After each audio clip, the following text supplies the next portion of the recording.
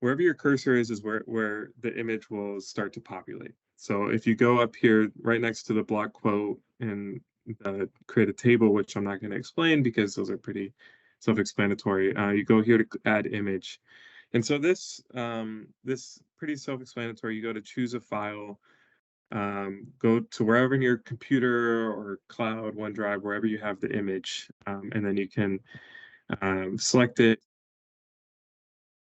We also require a alternative text for people using screen readers, etc.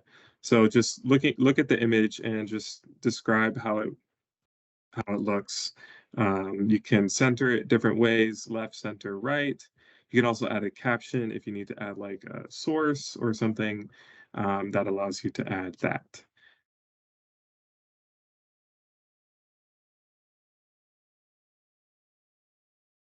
Sometimes when you add an image, it's much larger than you need it to be. And so if you go here to the bottom right, this little black box, and you can drag and resize your image. There is a definitely a this can this location of the black box can be a little challenging sometimes if you're in other browsers. Like, so if you're working in Firefox or something, and you can't reach the black box, you might have to go to Edge or Chrome. We can't crop when once it's been uploaded, so any cropping will have to be done beforehand.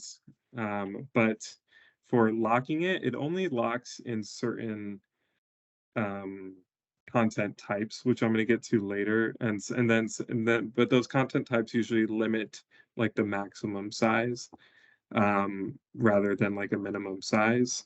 Victor might be able to speak more about it, but I'm not sure there is a for like an image like this, you could theoretically have it go the entire width of the editable content on the page, or you could have it as small as you want it to be.